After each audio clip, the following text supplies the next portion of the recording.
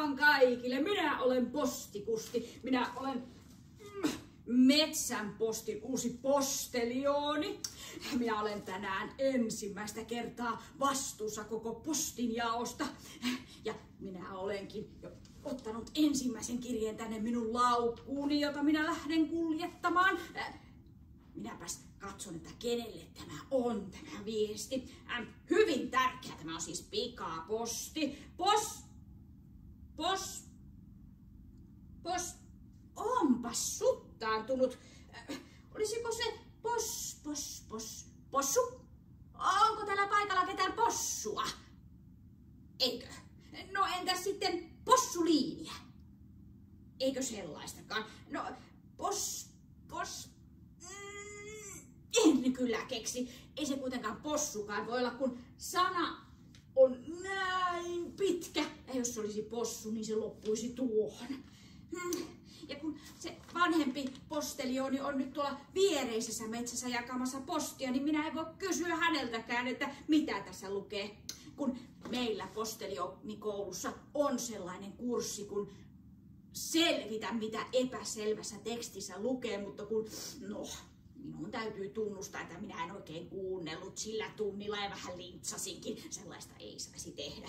Joten nyt minulla on vähän ongelma. Mutta tämä täytyy viedä perille ja toisten kirjeitä ei saa avata. Minä en saa siis avata ja katsoa, että kenelle tämä on. Hei! Vanha postelioni kertoi vanhasta pöllöstä, joka on koko metsän viisain eläin. Minäpäs lähdenkin vanhan pöllön luokse ja kysyn, että mitä tuossa kirjeessä lukee. Niinpäs minä teinkin. Olen minä viisas.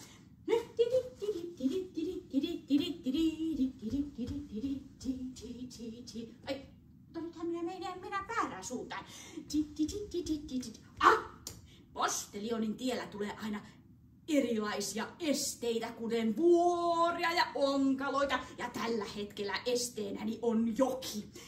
Onneksi siinä on silta. Ei tarvitse uida, sillä minä en oikein osaa uida. Postelionikoulussa oli kyllä uimakoulukin, mutta kun minä en oikein sinne nyt oppinut mitään. Silta tuntuu todella tuollaiselta vakaalta, joten minäpä taidan kopsutella siitä yli. Mutta vanha postelioni taisi sanoa jotain tästä sillasta, että siellä piti varoa jotain, mutta mitähän se oli? Minä katselin juuri sillä hetkellä oikein kaunista perhosta, niin meni vähän ne ohjeet ohi, mutta ei kai se nyt mitään kamalaa vaarallista voi olla. Ehkä jalat vähän kastuvat, kun on rakennettu tuolla tavalla liian pitkälle tuo silta. Mutta ei kun menoksi. Kuka astelee sillalla? Nyt minä muistankin, mitä se postelioni sanoi. Sillan alla on peikko, voi kauhistus, että minä täällä aloitteleva postelioni. Sinä kuulostatkin tosi maukkaalta. Minäpä sitä ainakin tulla ja syödä sinut. Älä tule tänne, minä olen ihan luuta ja nahkaa. Syön pelkkää porkkana ja näkkileivää päivät pitkät. Ei minussa ole mitään syötävää. Älä tule. Perässäni on tulossa paljon tukevampi postelioni, joka on syönyt kakkua ja karkkeja ja muuta sellaista. Sitä paitsi minä söin valkosipulia tämänä aamuna aamiaiseksi ihan kamalasti, niin minä varmasti haisenkin ihan kamalalle. Jospas odotat sitä kakun syöjää, se on varmasti paljon makeammalta maistuva.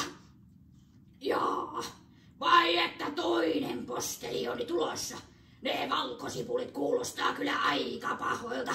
Jospa minä sitten odotankin sitä kakun syöjää. Joo, odota vaan. Menepäs nyt pois sieltä sillalta. Sinä kopsuttelet sillä sillalla minun päähäni. Sattuu kovasti. Anteeksi, nyt mennään. Kauhistus sentään. Heti ensimmäisenä työpäivänä meinataan syödä. Ihan kamalaa.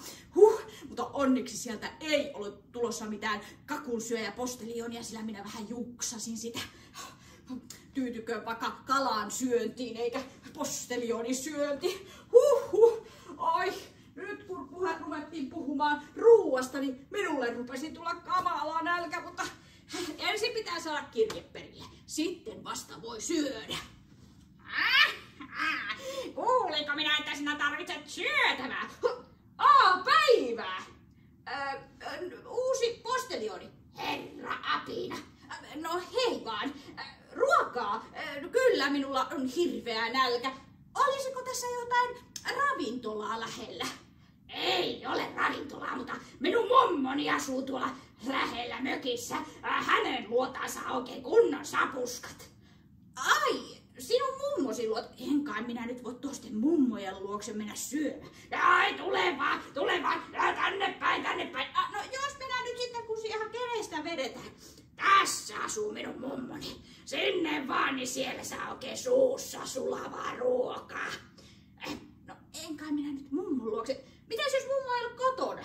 On se. Momo, täällä olisi sulle päivällisvieras. No hyvänen aika.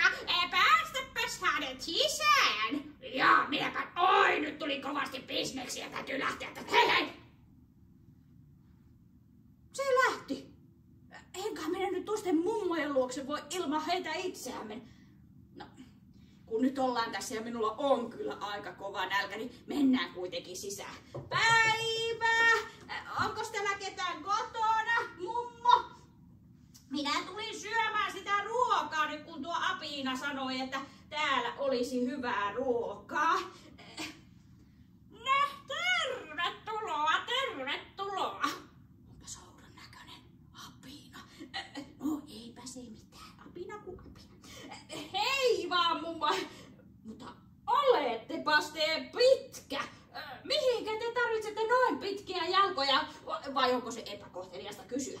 Ai, minä tarvitsen pitkiä jalkoja, että voisin juosta sinut paremmin kiinni. Vai kun tuo ääni vähän käheytyy. Joo, niin näyttää, kun minä kuulen ihan höpö. Oho! Mutta teillähän on tosi isot korvat. Onko tuo seurasta siitä, että te olette pitäneet korvakoruja? Ei. Minulla on syntymästä asti ollut isot korvat, jotta minä kuulisin, minne sinä piilonut. Anteeksi, mitä? Ei mitään. Minä vaan köhin tässä. Mutta kuulkaas, kun minä olen heti sisään astuttua ruvennut tuijottamaan teidän hampaita, kun ovat niin pitkät, että mitenkä teillä noin pitkät hampaat on? Tehdäänkö kaupassa tuollaisia tekareita nykyään? Vai eivät ole tekarit? Ne ovat minun omat hampaat, että minä voisin syödä sinut paremmin. Kauhistus! Ei se ollutkaan mummo! Ei apina mummo, vaan susi! Hukkanen huspoista apua! Näkkiä ei kuulesta ulos! Kauhistus! Ai kauhe! Minulla on se mummon hattukin kädessä. Nyt minä muistakin, mitä se vanha postelioni sanoi. Älä mene apinan mummon luokse, siellä joutuu syötäväksi. Aika selkeä varoitus, mutta taas minä kuuntelin vähän jotain muuta. Mutta on tämä ollut päivä. Yhden kirjeen takia minut on 2 kertaa meinattu syödä. Toivottavasti tämä on todella tärkeä viesti. Hei! Anna, lintu, anna se takaisin! Ei saa vielä!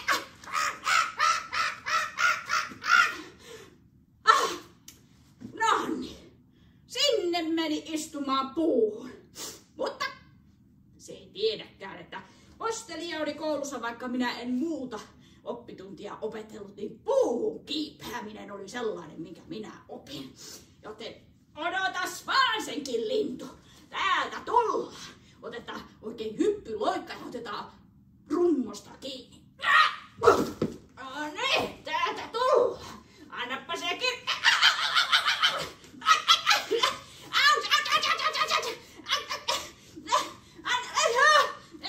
Missä se on? Missä se kirja on? Se on pudonnut alas. Minä otan sen. Et vie sitä kirjettä. Anna se takaisin.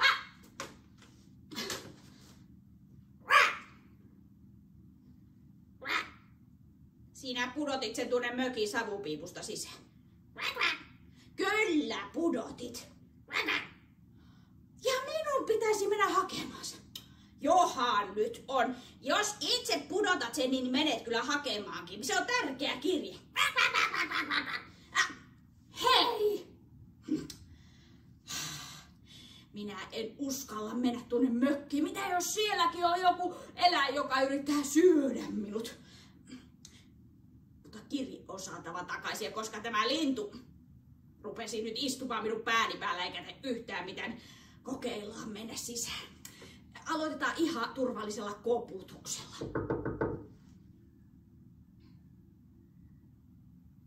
Ei kuulu ketään.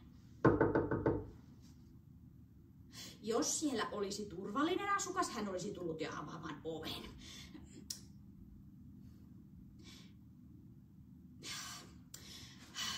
Yritetään vielä kerran. Onneksi postelionit ovat rauhallisia ja osaamme odottaa kiltisti. Jos vaikka joku on vasta nousemassa sängystä tai ruokakarjasta, nyt se ovi auki!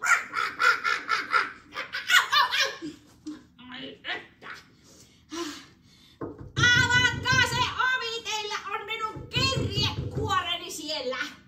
Alo? Ei siellä ole varmaan ketään kotona, mutta enhän minä nyt voi tuolla tavalla vaan murtautua kenenkään taloon. Vai voinko? Ei minä voi murtautua. Jospa kokeillaan, että jos minä avaan oven, niin jos se avautuu, niin minä menen sisään ihan rauhallisesti. En sotke mitään, en hajota mitään, haen kirjeen ja poistun. Näin me teemme. Kukaan ei huomaa. Halo! Ovi avautuu. Mennään siis sisään. No niin. Täällä ollaan sisällä. Missä on kirje? Täällä. Se on vielä ehjä. Ei palanut takassa. Ei ollut siis tulta. Nyt lähden. Haistatteko te sen? Ihan kun täällä haisisi ruoka. Ja minulla on tullut ihan kamala nälkä, kun minä olen juostu pitkin metsiä. Mutta enää minä saan koskea mikä. Minä menen ohi. Ihan pakko tarkastaa, mistä tämä hyvä tuoksu tulee. Oh, täällähän on lautasia täynnä ruokaa. Oi. Pitäis kirje nyt tuoda. Mutta ei, muistattehan, minun ei pitänyt koskea mihinkään. Nyt minä lähden. Oi hirveä nälkä. Ja ne vaan tuoksuvat niin hyvältä. Jospa minä ihan pikkasen maistan. Ihan pikkusen. Kukaan ei huomaa, jos minä ihan pikkasen maistan tuosta.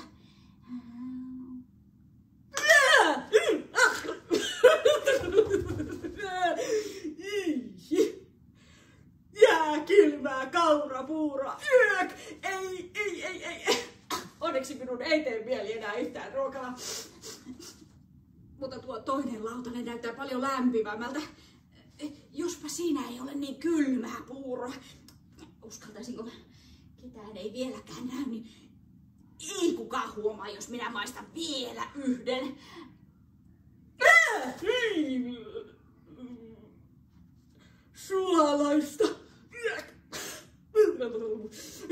Suolaista puuroa. Kuka syö noin suolaista puuroa? Ei koskaan enää. Nyt minä...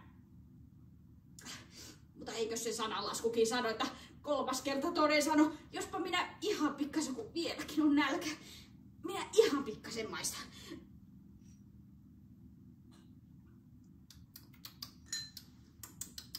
Onpas se hyvä, juuri sopivan lämmintä ja marjaisaa ja makeaa ja minä maistan vielä toisen. Kukaan ei huomaa. Ja 3. Nyt minä lähden. Nyt minä lähden. No kyllä minä nyt vielä otan vähän sen.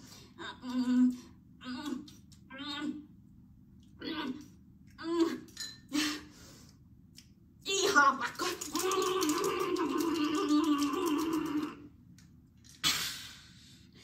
Olipas. Kuuletteko te askelten ääntä? Ei kai sieltä nyt ole asukkaat tulossa kotia. Minä söin kaiken puuron pois.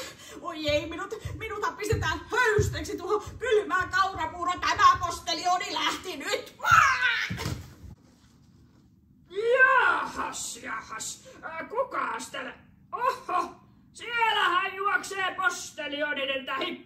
vinku. Ja nyt se hyppäsi tuonne pusikko. Oikein tiikerin loikka kyllä on notkea kaveri. Mutta olisihan se voinut tänne jäädä meidän kanssa syömä. Meillä on tätä puuroa. Ai kun minä tykkään kylmästä puurosta. Hei emäntä, puuro on juuri sopivaa nyt. No niinpäs taitaa ollakin. Oi minun ihana suolapuuroni. Mamma, pikku musukka, tulepa sinäkin syömään, että saat pahan täydeltä, kun ollaan lenkillä käyty. Ainut lautane on tyhjä. Tuhma postelioni söi minun kaikki puuroni. No elähän nyt. Onhan sitä puuroa vielä lisää. Ja postelionilla oli varmaan nälkä. Tuhma postelioni, tuo takaisin minun puuroni. No älähän nyt. Aletaan kuule lisää puuroa ja mennä pelaamaan lautapelejä samalla kun syö.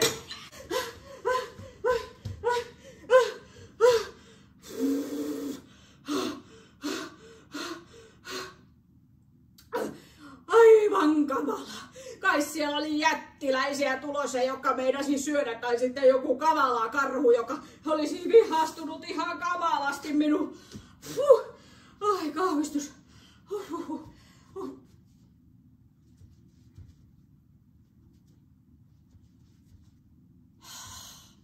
Nonni, nyt se on sitten tapahtunut. Minä en löydä tälle kirjeelle osoitetta tai vastaanottaja ja nyt minä olen hukannut itsenikin. Siis minä olen juossut niin pitkin poikia sikkeä tällä tavalla juossut pitkin metsää, että minä en nyt tiedä ollenkaan, että missä minä olen. Eihän minä tiedä edes missä päivä postitoimisto tai sitten pöllönpuu. Tällaisessa tilanteessa pitää etsiä joku paikallinen ihminen tai eläin ja kysyä, että missäs päin on se, mitä etsii. Mennäänpäs etsimään joku sellainen, joka voisi auttaa.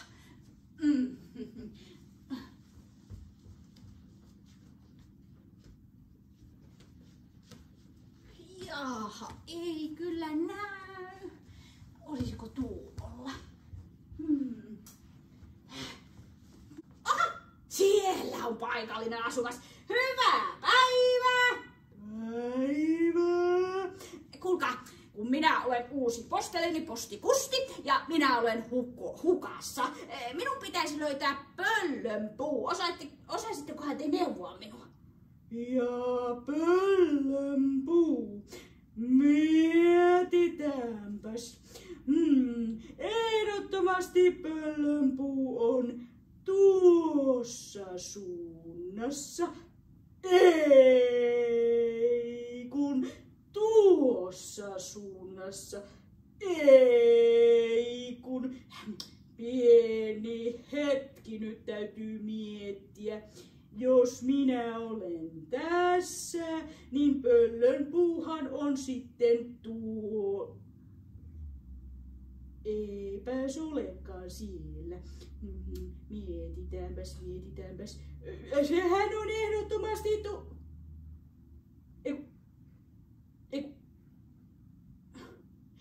Kuulepas, kun nyt minun täytyy ottaa mietiskelyasento ja miettiä tätä hyvin tarkkaan.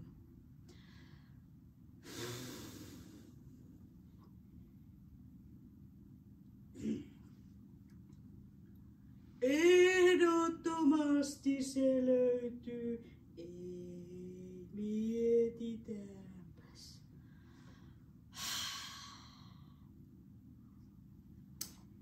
Ehkä minun on parempi miettiä ihan itsekseni, ei tuosta kilpikonnan mietiskelystä tule nyt yhtään mitään. Elikkä minä tulin tuosta suunnasta. Ja sitten minä kiersin tällaisen koukeron, hyppäsin ikkunasta, hyppäsin toisesta ikkunasta, enhän minä kolmannesta ikkunasta ole hypännyt. Ja sitten minä tein sellaisen koukeron ja sitten hyppäsin puskaan ja sitten tulin tähän. Ehdottomasti nyt minä tiedän missä minä olen. Kiitos herra kilpikonna, en tarvitsekaan apua, menkää mietiskelemään sinne. Pöllönpuu on tuossa suunnassa, ehdottomasti.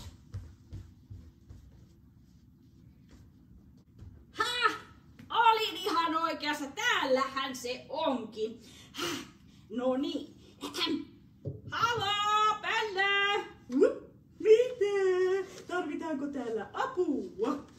Kyllä, hyvää päivää. Minä olen uusi postelioni. Minä olen vähän niin kuin pulassa.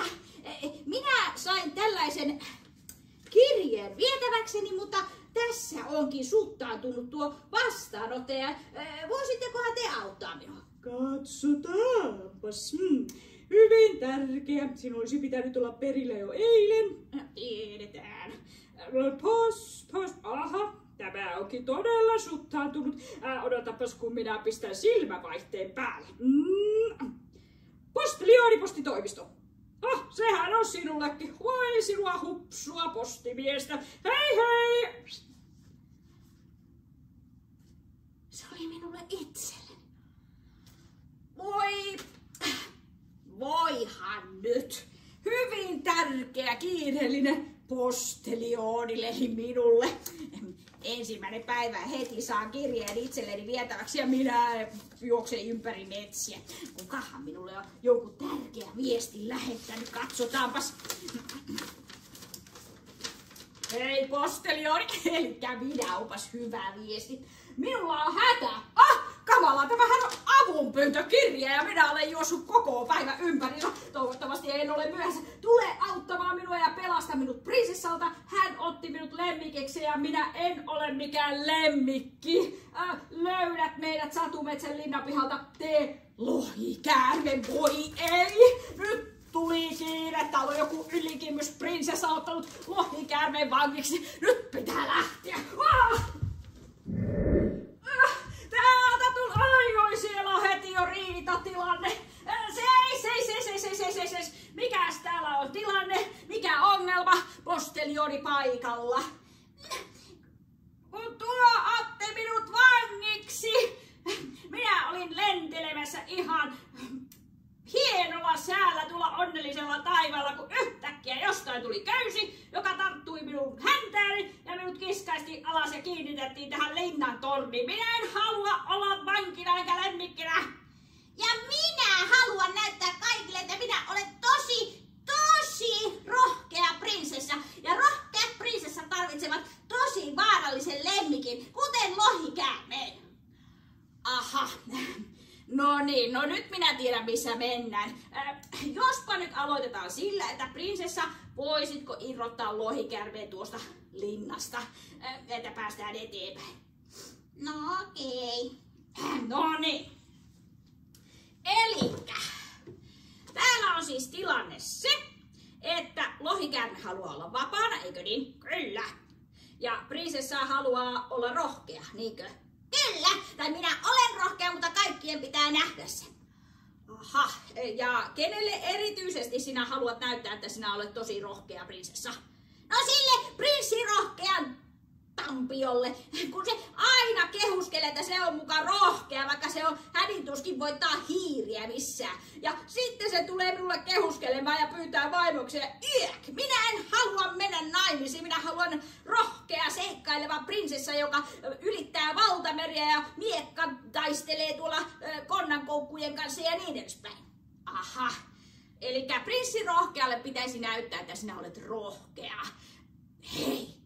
Minä sain idean. Minäpäs, kuulkaas, kerron teille mitä me teemme. Tulkaas tänne, ettei kukaan kuule.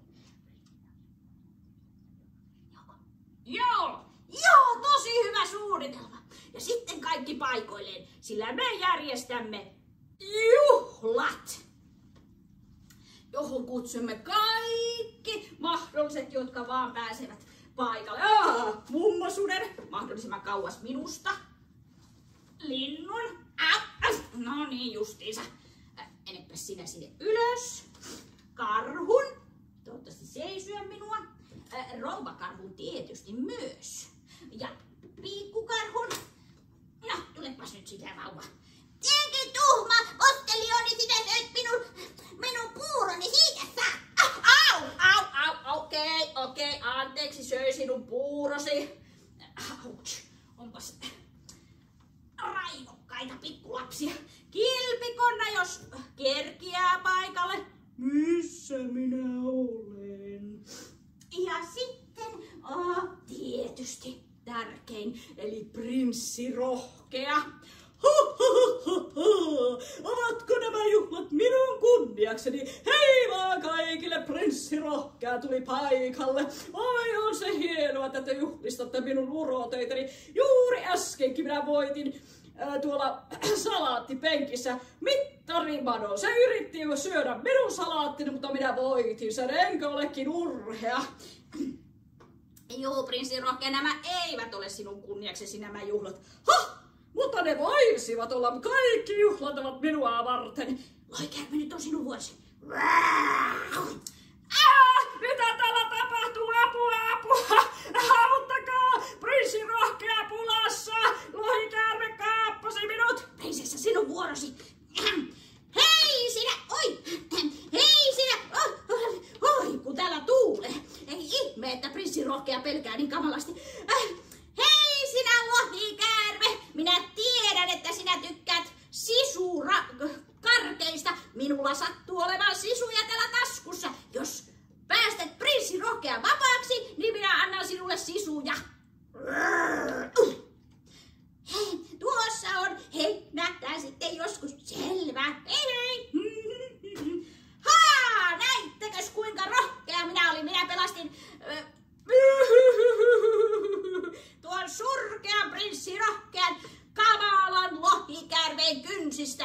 Enkös vaan olekin rohkea, enkä sellainen prinsessa, joka vaan pitsiliinoja kutoo kotona ja lähtee tanssiaisiin meikattuna.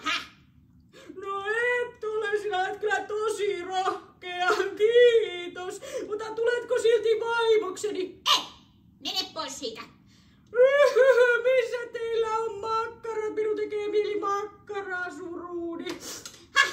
Siinäs näitte, nyt kaikki juhlimaan minua, prinsessa Rohkeaa. Juhu! Ja niin, sitten pidettiin oikein kunnon juhlat siellä prinsessan linnan edustalla. Ja minäkin sain vähän kakkua ja makkaraa ja kaikkia muuta herkkuja. Kyllä tuli maha täyteen. Pikkukarhukin antoi minulle sitten anteeksi, että oli syönyt se ruuat. Mutta sen pituinen oli se tarina minun ensimmäisestä työpäivästäni. Eikö se ollutkin vähän vauhdikas? Mutta hetkinen. Minunhan pitää mennä jakamaan muitakin kirjeitä, joita